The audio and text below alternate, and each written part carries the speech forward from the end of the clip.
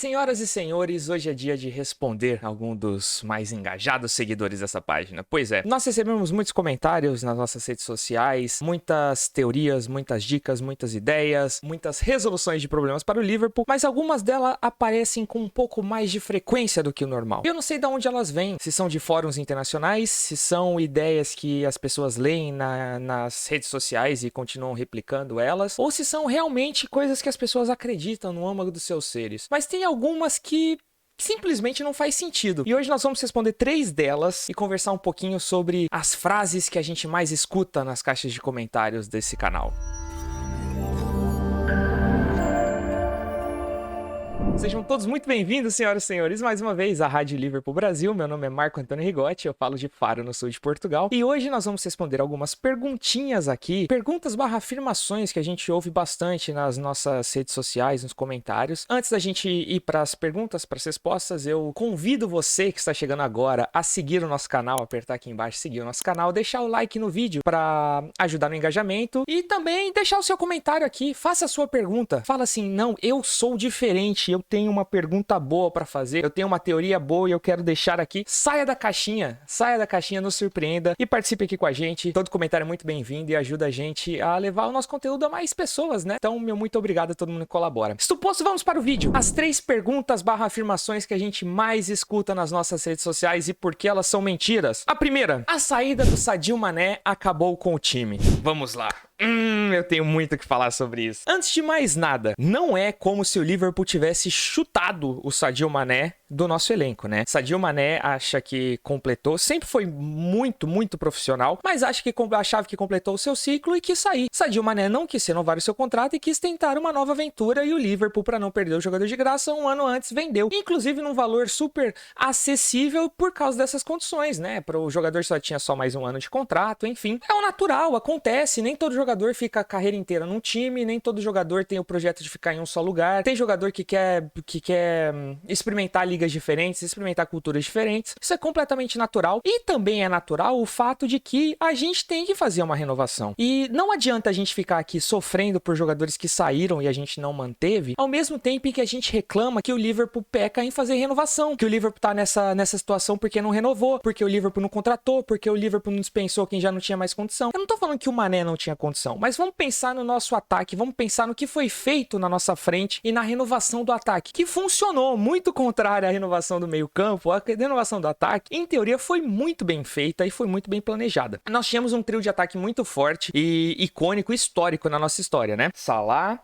Mané e Firmino no meio. O natural que aconteceria ali é, um vai ficar muito tempo, um eventualmente vai ser vendido e um vai estar com o contrato ali, eventualmente o contrato vai acabar, vai sair de graça, tá dentro da conta. E foi isso que aconteceu. O Salah renovou, o Mané, a gente não tinha espaço de salário para renovar com os dois, com o salário do Mané, com o salário do Salah. E o Firmino tá aí, vai renovar, eu tenho total certeza total convicção de que o Firmino vai renovar essa temporada, vai ficar mais 1-2 anos ali e eventualmente vai sair de graça. Já não é o valor de transferência que vai fazer a diferença nessa transferência. E eu acho que faz total sentido. Se a gente for pensar na nossa última temporada já, a gente tinha um Mané que saiu da ponta esquerda e começou a jogar no ataque, começou a jogar centralizado por questão de opção de peças e tudo mais, né? E a ponta esquerda, ela já tinha sido muito bem resolvida, mas muito bem resolvida com o Luís Dias, que chegou num altíssimo nível, que não teve período de adaptação, que não teve tempo para entender como o time joga. Ele entrou e ele jogou bola, surpreendentemente. Isso não é, inclusive, não é nem a regra, essa é a exceção. E o Luís Dias fez isso. E o Mané foi centralizado e, eventualmente, nós trouxemos um jogador para jogar centralizado também. Um jogador de muito potencial, um jogador de investimento alto, que foi Darwin Núñez. Então, assim, se o Mané queria sair, deixou isso claro e resolveu sair naquele momento, a gente tinha as bases da substituição dele feitas. A gente só não contava, obviamente, com o fato de que o Luís Dias, que não é um jogador que tem um histórico grande de lesão, teria essa lesão tão grande, teria um problema ali numa dividida com o jogador, teria que fazer cirurgia e tudo mais. Essa foi a grande questão. Mas a gente tem que lembrar também que em muitos dos momentos em que a gente estava reclamando reclamando, a saída do Mané acabou com o time, a falta que o Mané faz, não sei o quê. O Mané também estava lesionado no Bayern. O Mané jogou 14 das 20 partidas do Bayern até agora na Bundesliga, por exemplo. São 70%. Ele sempre teve um desempenho muito maior aqui. Mas enfim, jogadores machucam, jogadores lesionam e renovações são feitas. A parte da renovação do ataque foi bem feita no Liverpool. Pode ter tido infelicidades, mas ela foi bem feita como deveria ter sido feita. A gente reclama da do meio campo, sim, porque ela não foi feita, ela não existiu. Mas a gente não pode começar a bater aqui na parte que foi feita, entendeu? Ou a gente reclama que não teve renovação, ou a gente reclama que a gente tá deixando o jogador sair. Não dá pra fazer os dois. Número 2. O Trent devia ser meia direita, devia ser volante, a gente devia trazer outro lateral. Antes de mais nada, o Trent já faz isso. Eu não queria ser a pessoa que vai estragar os seus sonhos e as suas ideias, mas o Trent naturalmente já faz isso. O Liverpool, ele está jogando numa liga, ele é um time num nível em que não tem essa intransigência tática, não tem uma tática fixa. O Liverpool varia, o Liverpool é um time maleável, o Liverpool é um time de fases. Tem a fase de recuperação de bola, tem a fase ofensiva, tem a fase defensiva, tem a transição, enfim. E nos momentos ofensivos do Liverpool, principalmente, nos melhores momentos ofensivos do Liverpool de Jürgen Klopp, Trent Alexander-Arnold sempre foi um meia-direita. Sempre foi o jogador que mais se aproximava do Salah e fazia essa tabela com o Salah e estava encostado nele, achava espaço, até para ajudar a aliviar um pouco a marcação no Salah em si, que quando o Trent não sobe, ele fica muito isolado, ele fica muito sozinho ali, tem sempre uma marcação dobrada e ele meio que some do jogo. E isso sempre funcionou. Por que que isso funcionava? Porque nós tínhamos meio-campos com muita vitalidade, com muita intensidade física, com muita força física, que conseguiam fazer a cobertura, não só do Trent, mas do Robertson também quando subia. Mas o Trent fica ainda mais claro porque, assim, a queda física de Fabinho e Jordan Henderson para essa temporada deixaram um buraco defensivo na parte do Trent. Ok, eu não tô aqui falando que o Trent é um mestre defensivo e que essa é a principal característica dele. Não, mas nunca teve de ser. Porque nesse momento defensivo, nessa transição defensiva, você sempre tinha um meio campo / volante completo fisicamente ali para fazer essa cobertura, que entendia. Gente, o Fabinho já foi lateral direito, o Fabinho tinha essa capacidade, o Fabinho tinha esse entendimento tático. Só que hoje ele não tem perna para chegar lá, ou pelo menos ele está demonstrando não ter mais perna, que vamos torcer para que melhore, mas enfim. Inclusive, os piores momentos ofensivos do Liverpool nessa temporada, por exemplo, se passaram pelos momentos em que o time não se sentia confiante o suficiente para subir, o Trent não se sentia confiante nos meio-campos para deixar esse buraco atrás, até também somando aqui todas as críticas que vão acontecendo quando tem alguma falha defensiva do lado dele, quando tem algum buraco do lado dele, ele não subia e a gente acabava por não explorar as melhores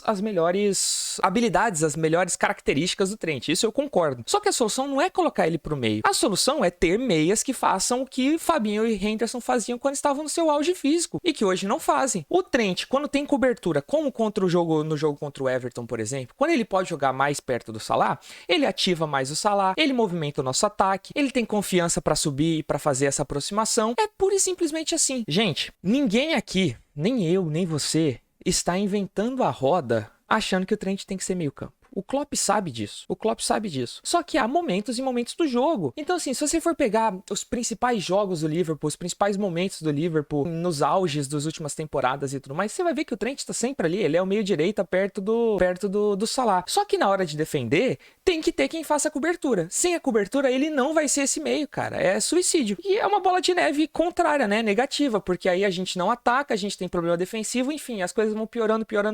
E, obviamente, que ele é um bode expiatório na Inglaterra, né? Qualquer coisa que aconteça no Liverpool, olha o Trent como defende mal. Parece que já estão esperando isso acontecer. Mas enfim, não é simples assim. O Trent não precisa, não deve virar meio campo. A gente não deve abrir mão de um dos melhores laterais direitos da última década para tentar resolver um outro problema, quando a gente pode muito mais fácil encontrar, obviamente que esse não é o nome, que ele não vai vir, mas encontrar um Amrabat, por exemplo, que vai chegar aqui e vai conseguir fazer essa cobertura, vai conseguir liberar o Trent de novo. É muito mais fácil, gente, pelo amor de Deus.